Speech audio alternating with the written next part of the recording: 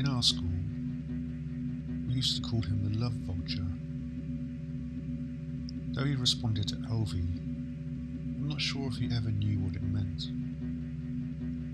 When we first met him, we noticed that any time he saw a girl in distress, whether on the verge of tears or howling in full-throttled anguish, he would levitate towards them, circling in an ever-tightening spiral until he reached his target.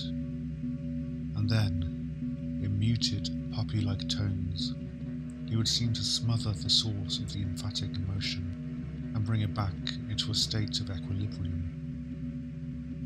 We were jealous though, jealous of the physical contact that he made with pretty much every girl in the school, whilst we barely had the guts to even talk to them. But whether he was hugging them to quell their tremors, or simply brushing the sodden hair away from their tear-stained faces, the effect would always be the same. A steadying of the pulse, a deep drawing of breath. From his appearance, you wouldn't have guessed he could have this kind of effect on people. A hulking, bovine body that seemed somehow to be old and new at the same time, like a kind of temporal crossbreed between an aged sacred cow and a newborn calf, whose flesh had not yet settled on its bones. And to top this off, as my mother used to say, he had a face like a torn scone, with red jammy lips perpetually blighted by cold sores.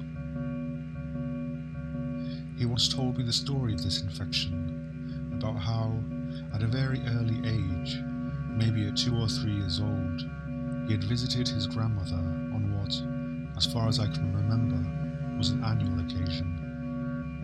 He had seen the outbreak around her lips, the pustules glistening in the clear morning light, and he had felt that if those red emissions touched him, then he would become like them, dispersed into some kind of bubbling mass that could barely lay claim to a unity, let alone a self.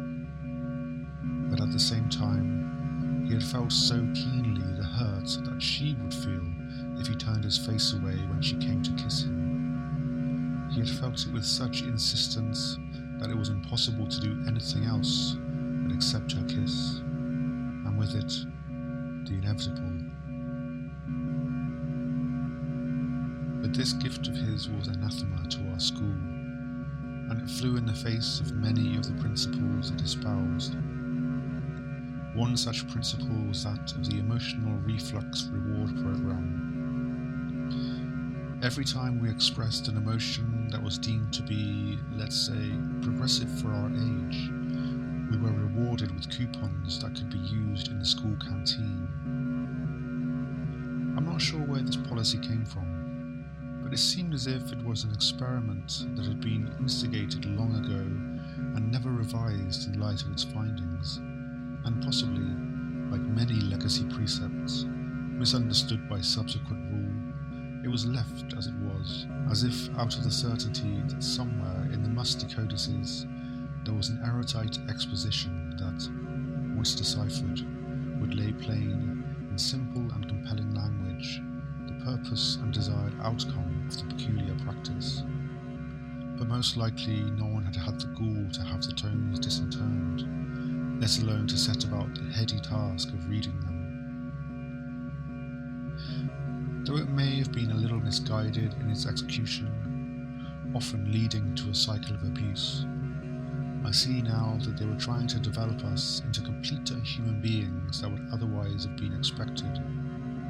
Ones who could express a whole range of emotions beyond those few foul excretions we usually label as our emotional palate. But at the time, it felt strangely ominous, as if we had stepped unwittingly into the flimsily folded world of the Watchtower, or some such aberration. Woven into our curriculum were laughter workshops, crying workshops, anger workshops. Christ, we even had Kegel workshops, strengthening the pelvic floor to increase orgasm intensity. Though they didn't phrase it like this in the key stages, in our final year, this was advertised as an additional benefit to the exercises we had been doing for the past 5 years or so. As we became more attuned to the lucrative nature of our emotions, we realised that it was in our interests to cry, and, catching up with the girls, who had turned this page long ago, we soon found that Elvie's apparent predatory predilections were more complex than we had imagined. Perhaps we were also catching up with the idea that not everything towed the line of that monotonous throng of desire. Not every drive was a one-way street. But all that's to say, far from being the pest that his feebly drawn impression may have suggested, he was in fact closer in aspect to a rosary that had been hastily strung together using knucklebones and twine, and then polished to an ivory sheen through persistent handling. For we were the ones using him. On any given day, after the rallying cry of hearts on sleeves echoed from teacher to students and back again, as we pressed our thumbs over our hearts and splayed our fingers across our biceps in a quarter salute, courage and vulnerability in one awkward stretch, we would file out of class with a kind of half gallop to reach the break room in time for the opening of the coupon exchange, the one place where Elvie reigned supreme. The market was held twice a day during the first 5 minutes of morning and afternoon break. Here, people sold off their coupons for ready cash. We even had a sub-sale of futures, where you could buy the Tears of Tomorrow at a cut-down price, often so low that it was quite likely to induce the tears it speculated on. As chief cooler, or the cinch in our school parlance, he assessed the quantity of coupons available at each given time, adjusting the value accordingly, and then, his white-gloved hands held in high suspense, slowly descending like two doves sent from heaven, the crowd enraptured as he brought silence to court. He would declare the market open with a solemn bow.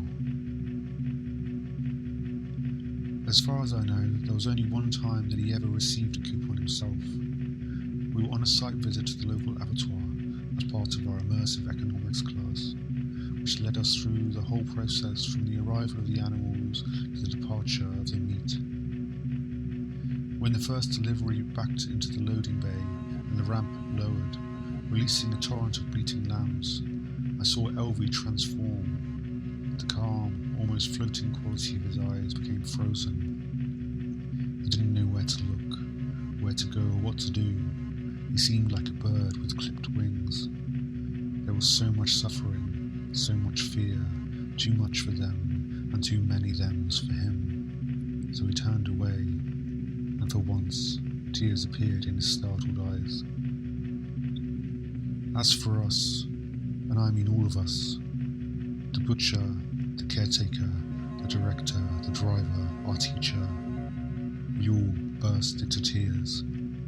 A wild wailing that drowned out the sound of the lambs to the point they stopped and turned to look at us with curious gazes and the odd inquisitive bleat. We left the abattoir drained. Needless to say, we all ate well that day. In the following months we saw Elvie less and less until, around the time of the final exams, he stopped coming to school altogether. His absence was particularly noticeable due to the stress that a lot of us were under and the consequent breakdowns that became daily occurrence. Without him, we had no way of coping. We were like an orchestra of no conductor, shifting imperceptibly out of time. It should have been obvious, but it took me a while to realise where he was spending his time. He'd returned to the abattoir the following day, asking if he could be with the animals before they died. The manager, quite naturally, declined this obscure and potentially obscene request, and continued ticking off the inventory, when the butcher, who had witnessed the events of the day before, came up to them, and with a trembling hand, pointing at Elvie, rasped, "It's you! It's you! Thank you!" Stretching out his arms, tattooed as densely as chainmail, and with tears in his eyes, he embraced him with an intensity only matched by that of the stench of blood. In consequence, Elvie was allowed to stay. He had a sense of what to do, but he couldn't express it at first. He could only act. By spending time with the animals, they seemed to become calmer, more docile, and this appeared to be of some benefit to the process. Many customers claimed that the meat suddenly tasted better, and though they couldn't quite put their fingers on what the difference was, several words reoccurred and the glowing letters of appreciation began to arrive soon after. Tender, mellow, gentle, one even labelling the flavour as faithful.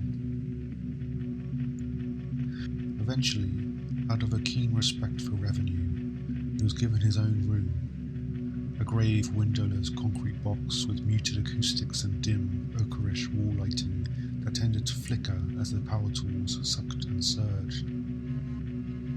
Through one door the animals would be admitted, and Elvie, standing at the opposite door with his hands gently placed together like two feathers held in a stable updraft, would speak in his lowering tone and invite the animal to sit with him for a while. Often suspicious, but always succumbing, they left the room in a tranquil state, prepared for death, perhaps even numb to it. The abattoir, under the auspices of this unassuming emperor of the dead, had become silent, save for the groans and chatter of metal melding with flesh. To him now, life was in the dispersal of suffering. For every ounce of compassion he gave, an ounce of meat he made.